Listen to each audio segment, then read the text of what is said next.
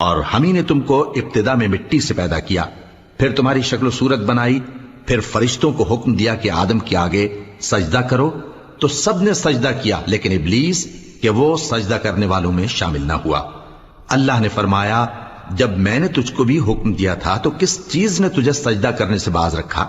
उसने कहा कि मैं इससे अफजल हूं, मुझे तूने आग से पैदा किया है और इसे मिट्टी से बनाया है। फरमाया, तू बहिश्त से उतर जा, तुझे शाया नहीं कि यहां तकब्बुर करे, बस निकल जा कि तू जलील लोगों में से है।